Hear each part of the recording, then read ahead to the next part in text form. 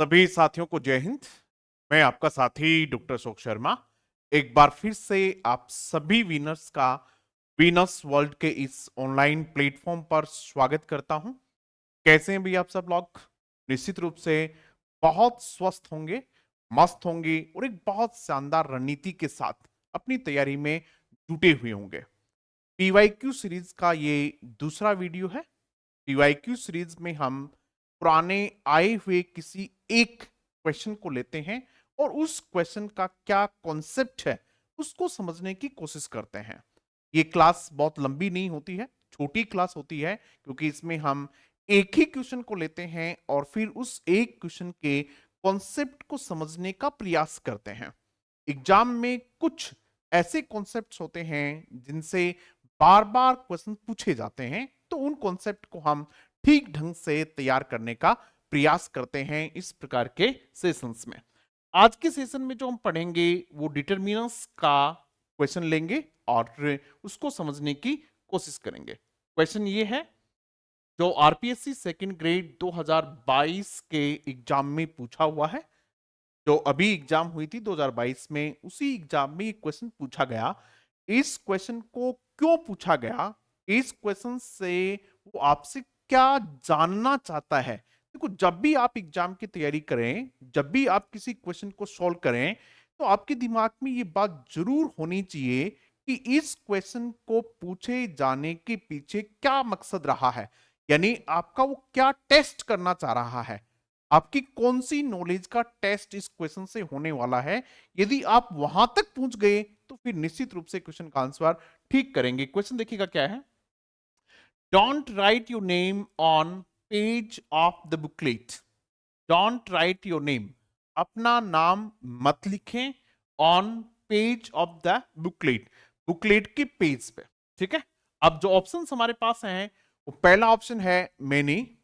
तो हम इसको समझेंगे कि ये आ सकता है या नहीं आ सकता है। देखो, जब भी आपके पास डिटरमिनर्स के कोई भी क्वेश्चंस हो, वे क्वेश्चन जो डिटरमिनर्स से रिलेटेड हो, उन क्वेश्चंस को सोल्व करते समय आपको एक बात जो विशेष रूप से ध्यान में रखनी है वो ये रखनी है कि डिटरमिनर का संबंध जो होता है वो किससे होता है? नाउन से होता है। किससे होता है बेटा?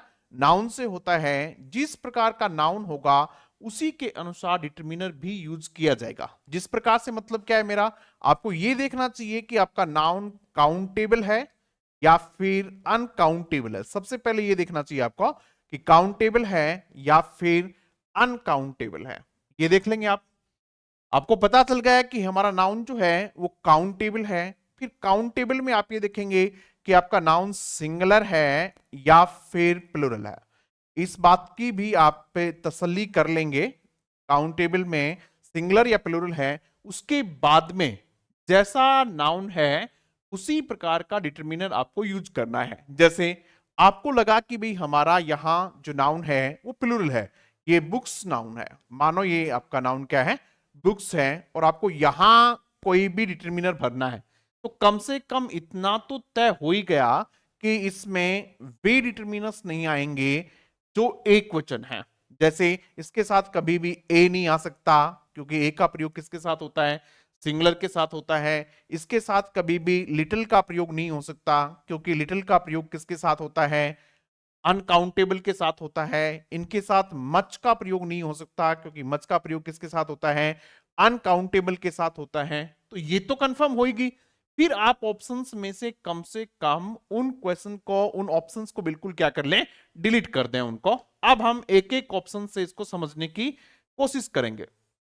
देखो, इन वीडियोस में हम चीजों को बहुत धीरे लेके चल रहे हैं। क्यों लेके चल रहे हैं? क्योंकि हमें एक ही क्वेश्चन को समझना है और उसमें जितनी भी बारीकियां हो सकती हैं उन सब को ध्यान से समझने की हम कोशिश करेंगे। आपको ये समझ आना चाहिए कि पेपर में क्वेश्चन को सोल्व करते समय हमारी अप्रोच क्या होनी चाहिए। ये हमने देख लिया। यहां नाउन, नाउन किस प्रकार का है भैया? ये पेज नाउन जो है वो आप समझ गए कि ये आपका नाउन कैसा है? सिंगुलर है। कैसा बेटा? ये आपका नाउन सिंगुलर नाउन है। इसका मतलब इसके साथ जो डिटरमिनर्स यूज होने हैं वो भी कैसा होगा? सिंगुलर ही होगा। ऐसा नहीं है कि सिंगुलर के साथ आप कैसा यूज कर देंगे? प्लूरल डिटरमिनर यूज कर देंगे। यदि ऐसा किया आपने गलती से भी तो ठीक नहीं होगा। समझ में आ गई? क्योंकि बेसिक्स आपके बिल्कुल क्लियर होने चाहिए। जब आपने डिटरमिनर्स पढ़े हैं तो आपने डिटरमिनर्स का जब क्लासिफिकेशन किया है, याद कीजिएगा जब आपको क्लास में मैंने डिटरमिनर्स पढ़ाए थे तो वहां हमने डिटरमिनर्स का क्लासिफिकेशन जब किया था तो हमने मुख्य रूप से 3 प्रकार के डिटरमिनर्स देखे थे। वे डिटरमिनर्स जो केवल सिंगुलर के साथ यूज होते हैं, वे डिटरमिनर्स जो केवल प्लूरल के साथ यूज होते हैं, वे डिटरमिनर्स जो सिंगुलर और प्लूरल दोनों के साथ यूज होते हैं, वे डिटरमिनर्स जो केवल अनकाउंटेबल के साथ यूज होते हैं। इस प्रकार का एक क्लासिफिकेशन हमने किया था और उसमें हमने पाया कि मैनी का प्रयोग जो है वो किसके साथ होना चाहिए? प्लूरल के साथ होना चाहिए। इसलिए हमारे पास जो नाउन है पेज, ये कैसा है? सिंगुलर है, इसलिए यहां मैनी का प्रयोग नहीं होगा। इस बात की तसल्ली आपको हो जानी चाहिए। मैनी का प्रयोग कहां किया जाता है? प्लूरल के साथ किया जाता है, ये आप जानते हैं। यहां से एक एग्जाम में क्वेश्चन पूछा जाता है मैनी ए। क्या पूछा जाता है बेटा? मैनी ए पूछा जाता है। मैनी ए का प्रयोग जो है वो सिंगुलर के साथ होता है।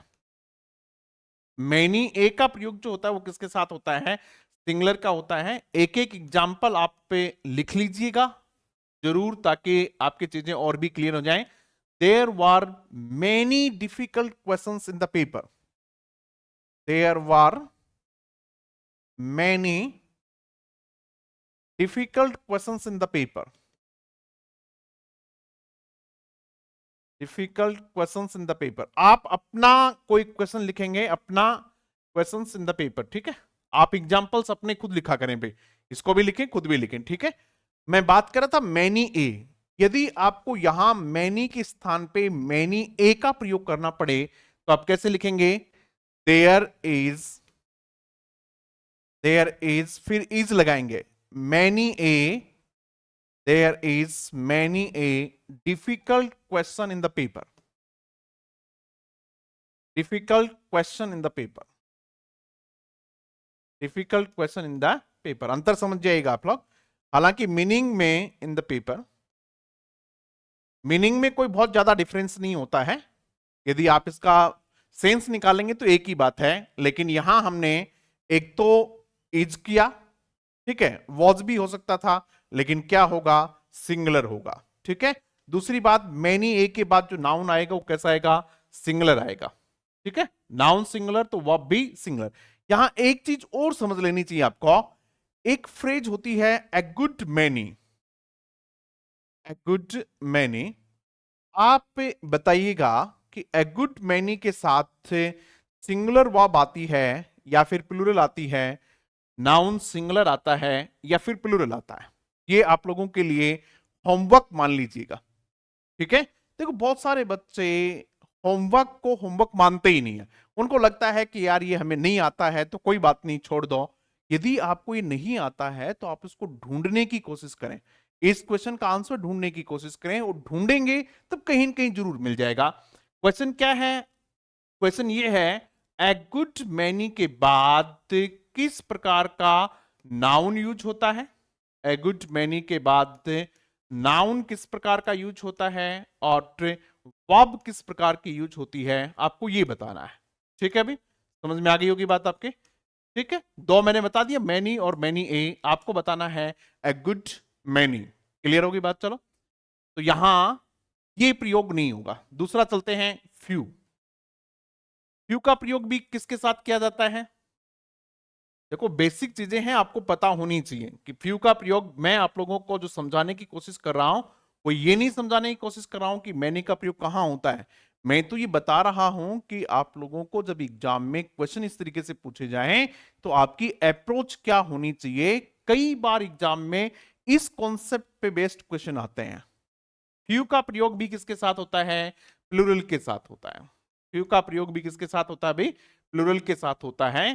फ्यू को हम 3 सेगमेंट में पढ़ते हैं, फ्यू, एफ्यू और डेफ्यू। इसको हम 3 तरीके से लेके पढ़ते हैं, फ्यू, एफ्यू और डेफ्यू। इन तीनों का प्रयोग आपको जरूर आना चाहिए, तीनों के साथ ही किसका प्रयोग होता है, प्लूरल नाउन के साथ ही तीनों का प्रयोग होता है।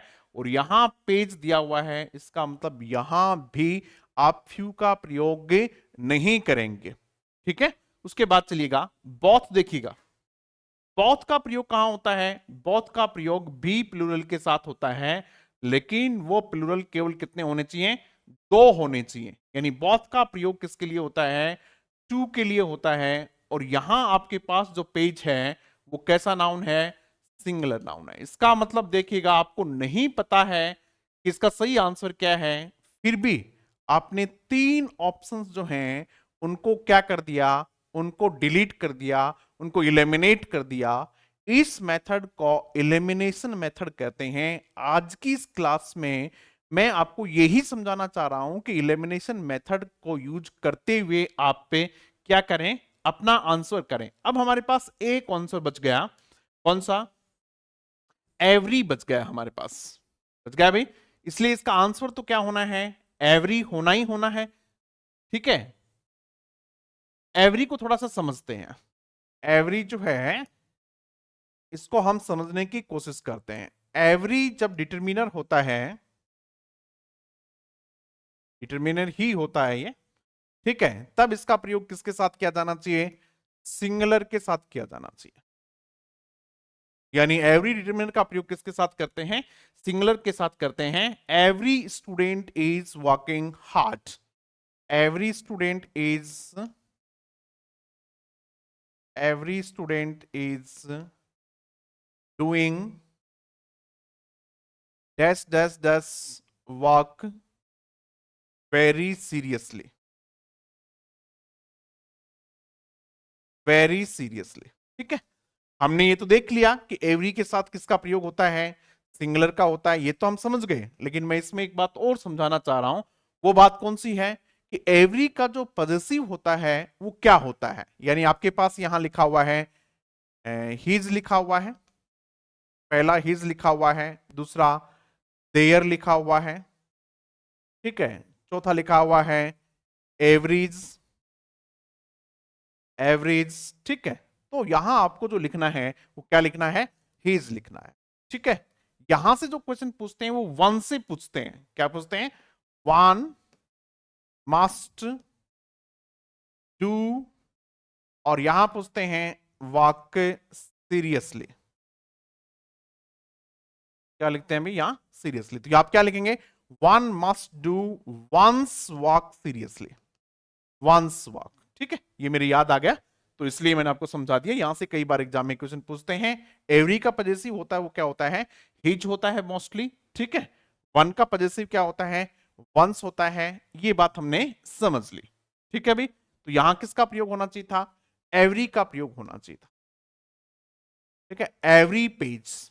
ठीक है, एवरी का प्रयोग के एक स्थान ऐसा होता है जहां प्लूरल के साथ भी प्रयोग किया जाता है। वो कहां किया जाता है उसको भी देख लो।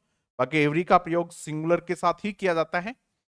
एवरी से संबंधित एक क्वेश्चन और आता है एग्जाम में, उसको भी आप समझ लीजिएगा। एवरी से संबंधित ये क्वेश्चन भी कई बार पूछते हैं। Every of, every of the students, students is working hard, every of the student is working hard, ये नहीं आएगा। एवरी का प्रयोग इस प्रकार से कभी नहीं होता है। समझ में आ गई बात भी आपके, इस प्रकार से आप इसको कभी नहीं लिखेंगे। ये एवरी का प्रोनाउन के रूप में प्रयोग है। ठीक है, यहां आप क्या लिख सकते हैं, each of the students, each of the students लिखेंगे आप पे, एवरी नहीं लिखेंगे। यहां क्या समझा रहा हूं इसको आप एक बार समझेंगे। एवरी का प्रयोग कभी भी प्रोनाउन के रूप में नहीं किया जाता है। यानी कभी भी आप क्या नहीं लिखेंगे, एवरी ऑफ कभी नहीं लिखेंगे। ठीक है, इस प्रकार से कभी भी आपको लिखना पड़े तो आप मान जाना कि आप वो ठीक नहीं लिख रहे हैं, वो गलत है। ठीक है, एक और, एवरी का प्रयोग प्लूरल के साथ कब होता है, इसमें हम दो तीन कॉन्सेप्ट समझने की कोशिश करेंगे।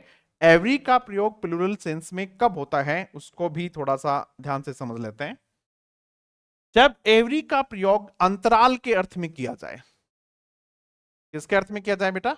अंतराल के अर्थ में किया जाए एवरी का प्रयोग के, तब एवरी का प्रयोग हम प्लूरल के साथ भी कर देते हैं, यानी हर 5 घंटे से।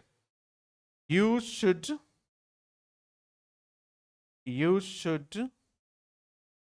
टेक दीज मेडिसिन्स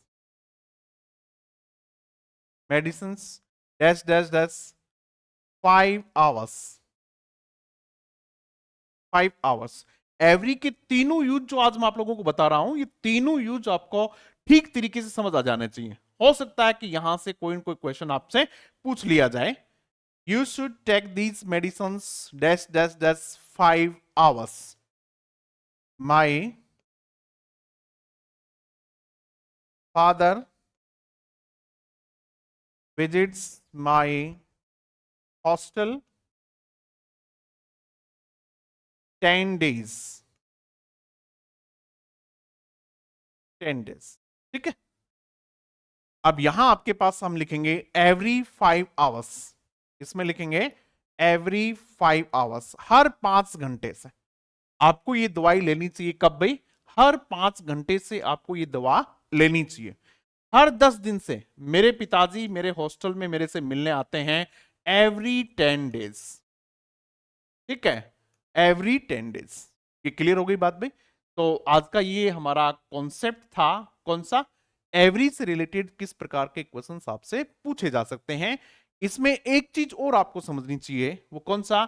ईच और एवरी के बीच का डिफरेंस। ईच और एवरी के बीच का डिफरेंस क्या है?